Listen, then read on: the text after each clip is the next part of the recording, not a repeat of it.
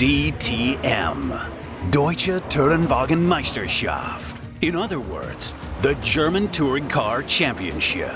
By the early 1990s, it was rapidly gaining momentum, evolving into one of Europe's premier racing series.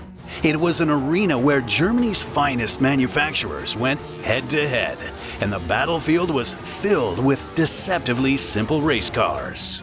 Dressed in finely tailored suits, reinforced with safety equipment, yet instantly recognizable as machines you could imagine parking outside an ordinary shop. There was nothing unnecessary here, just pure mechanics, speed, and competition. And despite decades of innovation and the relentless evolution of motorsport, which gave rise to the most advanced and complex machines ever built, it was these humble touring cars that captured the imagination of fans like nothing else.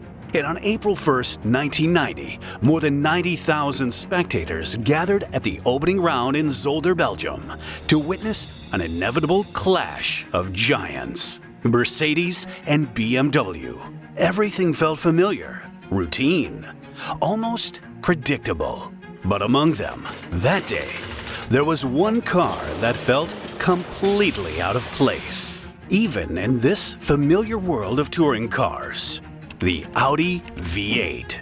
A massive luxury sedan that looked like an ocean liner among its lightweight, agile rivals. A car that was nearly 200 kilograms heavier than the rest, and seemed utterly out of its element here. One lone car against an armada of 15 BMWs and 9 Mercedes. In the paddock, quiet smirks spread. It looked like a mistake, the wrong choice. At the wheel, Hans-Joachim Stuck, fresh off a triumphant campaign in America. In the paddock, he was jokingly nicknamed the chauffeur. After all, he was about to drive what, by touring car standards, was a full-blown limousine. But behind that calm smile was a driver defined by cold precision and surgical smoothness, capable of extracting the absolute maximum from something that on paper shouldn't have worked at all. And no one yet realized that this heavy ship, wearing 4 rings on its grille and hiding 8 cylinders under the hood, was about to turn the entire championship upside down.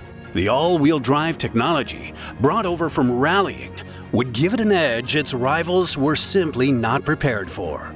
It would win again and again, with such authority that at some point the entire paddock would begin to unite against it. Protests, restrictions, pressure, and eventually a ban. But on that day, at the start in Zolder, all of it still lay ahead. The car that seemed like a mistake was about to change everything. In the early 1980s, Audi turned motorsport on its head, proving that all-wheel drive could be more than just an advantage. It could be a weapon. Quattro changed the rules of the game. Where others fought for grip, Audi simply pulled away. Dirt, snow, tarmac, it made no difference. But by the end of the decade, that era had come to an end. Group B, the fastest and most dangerous category in rally history, was shut down for good. The cars were too fast. The risk was too high. And with it, Audi lost its main battlefield.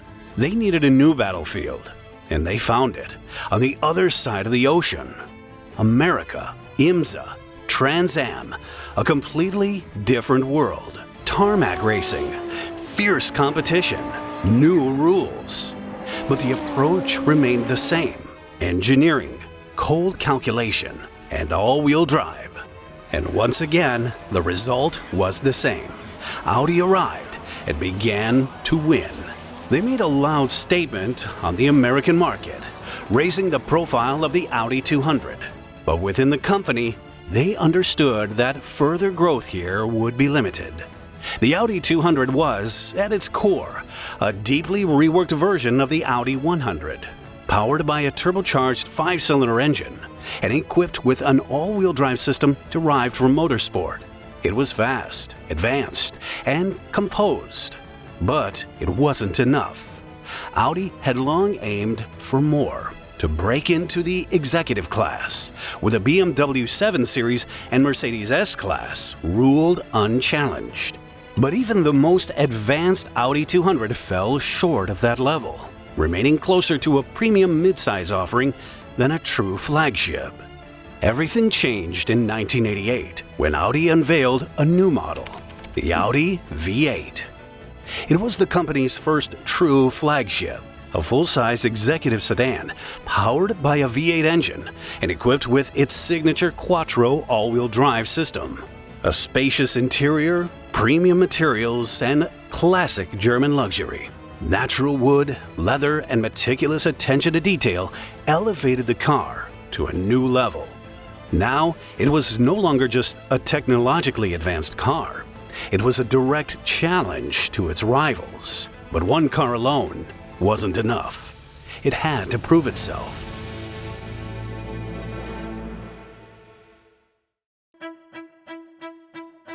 The Audi V8 became Audi's first real attempt in the post-war era to build a truly executive car. Not just a technologically advanced sedan, but a full-fledged flagship capable of competing with the very best in its class. But the reality proved far harsher. Despite the ambition and the car's capabilities, sales were weak from the very beginning. In 1989, Audi expected to produce around 10,000 units. In reality, only about 6,900 were sold. For a company that had just stepped into a new segment, it was a worrying signal. Audi's leadership, headed by Ferdinand Piëch, had to make a radical decision.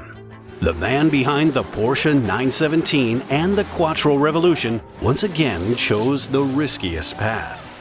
Audi shuts down its IMSA program, despite its success and victories in America, and shifts its focus to an entirely different battlefield, DTM, the German Touring Car Championship. Relentless, uncompromising competition, and most importantly, a direct clash with BMW and Mercedes on their home turf. But the choice of car seemed almost absurd. Instead of a light, compact sports sedan, Audi made the bold decision to bring a heavy executive flagship to the grid, the Audi V8 Quattro. And there was more than just a marketing reason why this nearly 5-meter-long sedan found itself on the tracks of the German championship. Quite simply, Audi had no other car in its lineup that could match DTM-level performance while complying with the regulations. Specifically, running without turbocharging, which was banned in the series and had already forced Ford out. In November 1989, Jürgen Stockmar, head of development, informed Ulrich Baretzky, who led Audi Motorsport's engine division, that instead of IMSA, they would be competing in DTM. According to Baretzky, it was a real challenge. Previously, they had worked with turbocharged engines under relatively open regulations. Now, they had to build a competitive naturally aspirated race engine based on a production unit. Beneath the car's long hood lay a 3.6-liter V8, featuring an aluminum block, 4 valves per cylinder, and a Bosch Motronics fuel injection system. In racing trim, it produced around 416 horsepower at 8,200 RPM and 380 Newton-meters of torque. The regulations allowed modifications to the intake, exhaust, pistons, and camshafts, as well as the use of a dry sump system. But most components, including the crankshaft and connecting rods, had to remain production-based, although machining was permitted to improve strength or reduce weight. Fortunately, in other areas, Audi's engineers were able to fully draw on their previous experience, as the closely related 200 Quattro had competed both in the World Rally Championship and the American Trans Am Series. In the process of transforming from a luxury limousine into a professional athlete, the car shed more than half a ton, bringing the racing version down to the regulation minimum of 1,220 kilograms. But Audi had no intention of giving up its most important asset. The Quattro all-wheel drive system remained in place. Power was sent through a dry twin-plate clutch to a 6-speed manual gearbox, the very same unit used in the legendary Quattro S1, which had already proven its effectiveness, and would go on to do so again in the American series. And it was here that Audi's key advantage lay. Boretsky would later say, "I don't think our rivals ever really appreciated what it meant to have all-wheel drive in circuit racing. When it was raining, it was clear you didn't stand a chance with rear-wheel drive. But all-wheel drive had better traction in the dry as well. It also gave us an advantage in terms of tire wear, as the load was distributed more evenly across all 4 wheels. Our car was heavy and big, and without all-wheel drive, it simply wouldn't have stood a chance."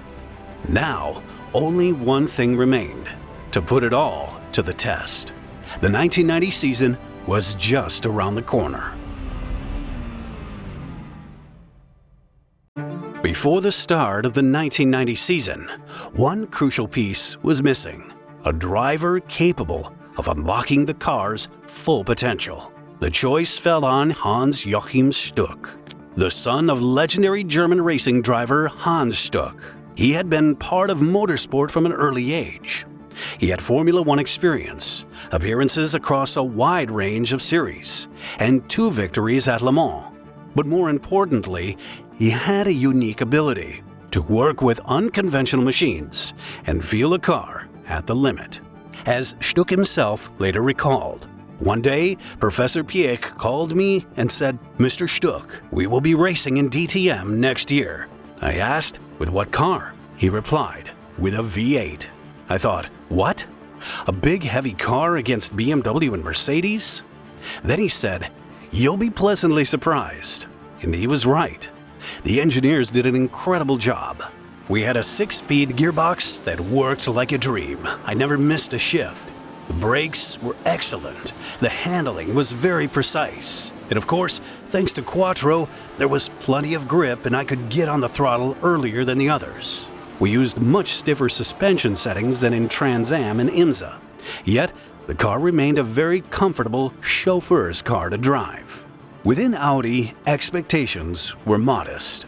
For the opening round at Zolder, they prepared just a single car for Stuck, against an entire army of BMWs and Mercedes. The competition was as strong as ever. Lightweight, razor-sharp BMW M3s and powerful Mercedes 190Es, driven by the championship's top drivers, including Johnny Cecotto, Klaus Ludwig, and Kurt Timm. On paper, Audi stood no chance. But the debut changed everything. In front of a roaring crowd of 90,000 at Zolder, Stuck stormed through the field from the back of the grid in the second race of the weekend and finished 3rd. Stuck, leaning out the side window with his left fist clenched, became a symbol of the change to come. At Hockenheim, he backed it up with a 2nd-place finish. And then at the 4th round, at the insanely fast Aarhus circuit, with its long straights and just 2 corners, came the moment no one thought possible. Audi won. And not just one. Stuck won both races that weekend. After that, there was no doubt the V8 Quattro was the real deal. What followed was a series of blows. 2 wins in a single weekend at Wunstorf, and another victory at Nordesring. Even Walter Röhrl, who spent most of his time working on the car's development, had his moment of glory, winning a race at the Nürburgring. Audi was building momentum, and with it, the tension was rising. The more confident and successful Audi became, the louder the complaints from rivals who saw all-wheel drive as an unfair advantage. The pressure on the organizers kept growing, and eventually they gave in. Audi was handed a full 80 kilograms of ballast. For a car never designed for such loads, it was a serious blow. Problems began to appear. Suspension arms were failing, half shafts were under strain. And under the regulations, successful cars were given additional ballast in subsequent races, which only made things worse. Later, the ballast was reduced to 30 kilograms, but the tension never really went away. As Stuck later said, Our car was already 180 kilograms heavier than the BMWs and Mercedes. Yet the talk about whether Audi might be too light never stopped. It was clear they would try to restrict us because of Quattro, but that was the whole point. Different concepts were supposed to fight each other. By the season finale, the tension had reached its peak. Heading into the decisive round at Hockenheim, Stuck was trailing Johnny Cecotto in the championship, driving the BMW M3. Everything would be decided right here. And it was here that Audi delivered its decisive blow. In both races of the weekend, Audi cars locked out the entire podium. Stuck won both races, while his teammates Frank Jelinski and Walter Röhrl completely shut out their rivals. It was a rout. Hans-Joachim Stuck became the 1990 DTM champion. Audi, having competed for most of the season with just a single car, won 8 of 22 races and claimed the title in their very first season. It was impossible to imagine a better debut. A company that had only recently been dismissed had now done more than make a statement. It had done so in the loudest way imaginable, on the track and in front of all of Germany.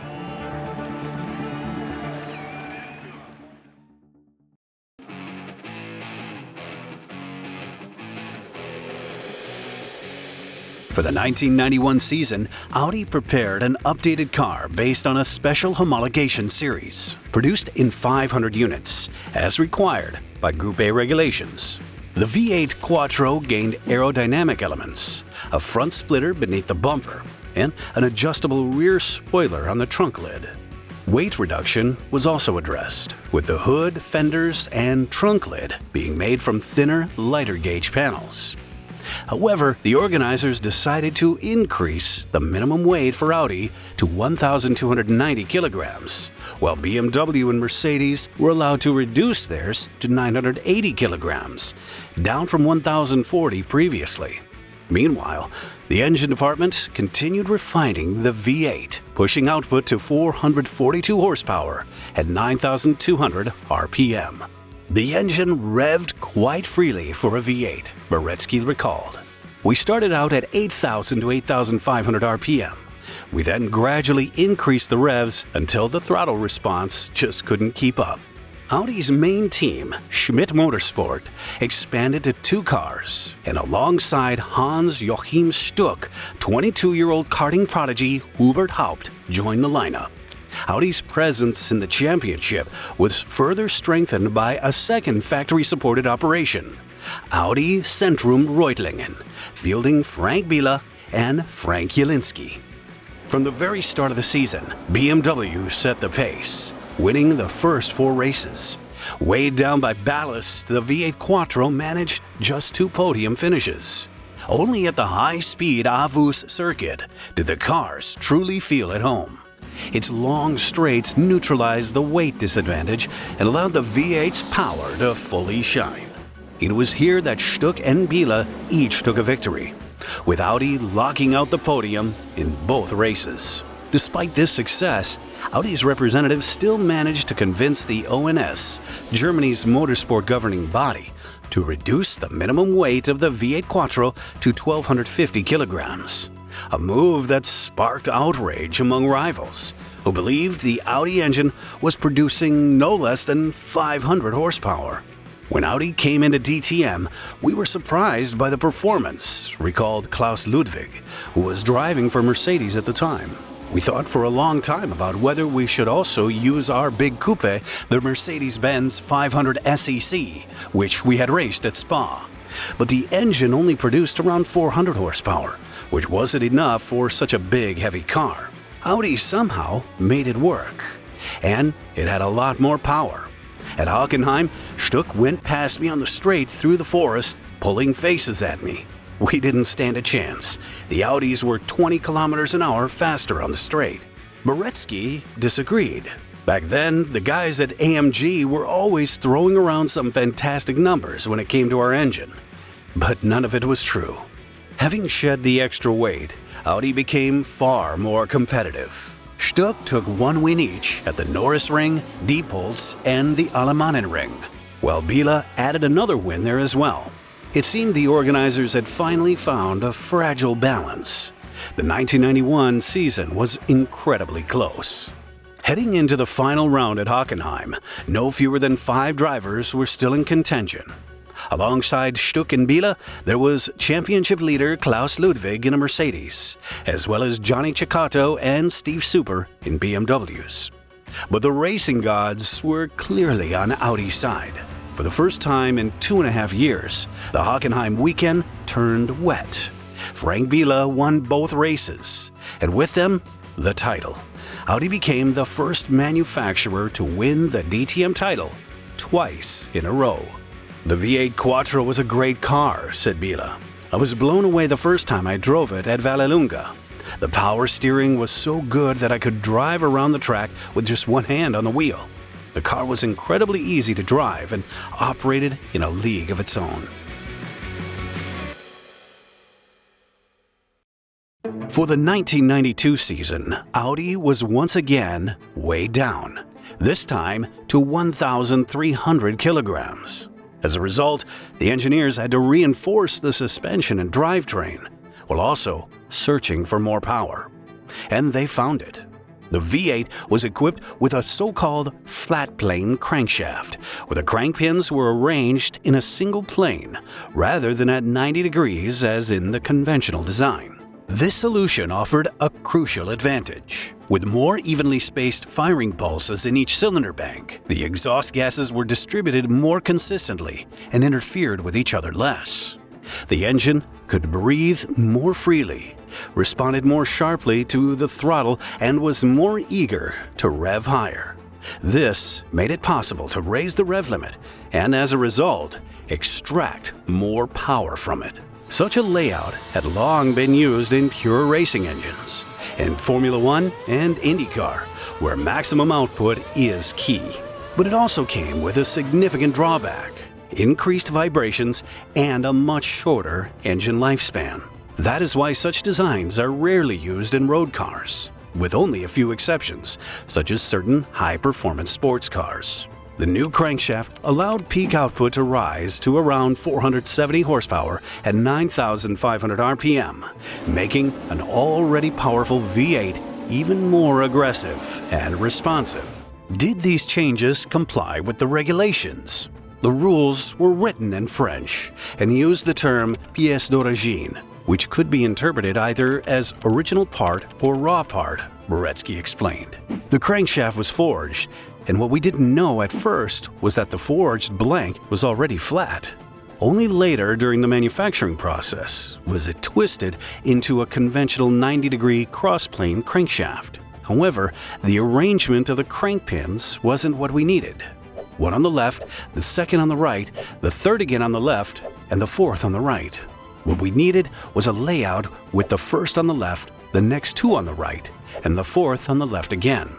We went to the company that manufactured our crankshafts and asked them to reorient the crank pins into the configuration we wanted. They heated the metal red hot and twisted the pins in a special jig. We examined 2 finished crankshafts for cracks and defects and found no irregularities. Then we produced several more, completed them, and tested them in the engine. After that, we fully documented the entire process with photographs and submitted everything, including the crankshaft itself, to the ONS. After reviewing the materials, the commission concluded that the shaft had been made from the original blank and gave our engine the green light. But already at the opening round of the 1992 season in Zolder, rivals picked up on Audi's solution. The engine's distinctive sound gave it away. They were counting around 10,500 RPM and estimating up to 570 horsepower. BMW filed an official protest, but it was rejected. According to the commission that convened in April, including a representative of FISA, Audi had not violated the regulations, as Article 255 5.1.5 allowed mechanical and thermal modification of production crankshafts. At the same time, however, they acknowledged that the solution went against the spirit of the rules. BMW refused to back down and filed another protest after the Wunstorf round. It seemed that for München, this had become a matter of principle, even though Despite the revised engine, Audi's season was far from successful. The only real highlight for the four rings came in the rain at the Nürburgring, where Frank Biela took victory. In the remaining races, Audi were, at best, fighting within the top 10. Their rivals, Mercedes in particular, had taken a clearer step forward, while the V8 Quattro not only continued to suffer from its excess weight, but also began to lose its reliability. The increased engine vibrations were taking their toll, not just on the engine itself, but on other components as well. The Sporting Commission convened once again in May to review the protest, this time bringing in independent experts from TÜV. The conclusion remained unchanged. Both the production and racing crankshafts were made from the same forged blanks, and therefore complied with the regulations. In Ingolstadt, a proud press release followed, 2-0 in favor of Audi. All the more surprising was what happened just a month later. The ONS reversed its decision, now interpreting pièce d'origine as a standard production part. The flat-plane crankshaft was declared illegal, and Audi were ordered to revert to the previous year's engines. The response from Ingolstadt was immediate. Audi withdrew from DTM.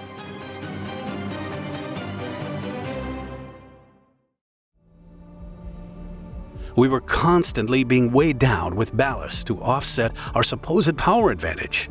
Yet, we still won 2 titles, Boretsky said. At some point, the organizers had to make a choice. Who were they more afraid of losing? Mercedes with 8 factory cars, BMW with 6, or us with 4? In the end, technical facts were set aside, and a purely political decision was made. A decision that brought an end to one of the most remarkable chapters in Audi's DTM history. Because of that decision, the direct successor to the V8 Quattro, the Audi A8 Quattro, never made it to the grid.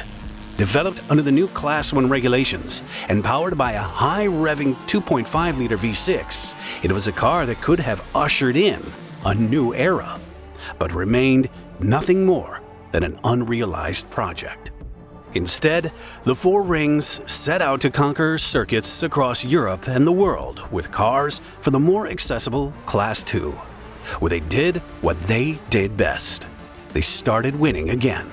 First with the Audi A8 Quattro, and then with the Audi A4 Quattro, which became one of the most successful touring cars of its era. In 2000, Audi returned, this time to the revived DTM, with an entirely new philosophy and a new generation of cars. Over the years that followed, competing with silhouette prototypes loosely styled after the TT, A4 and A5, Audi went on to claim 10 championship titles. And yet, it is the early 1990s that remain a truly special chapter. Because back then, Audi didn't just enter the championship. It arrived with a big, heavy car that no one believed in and rewrote the rules of the game twice.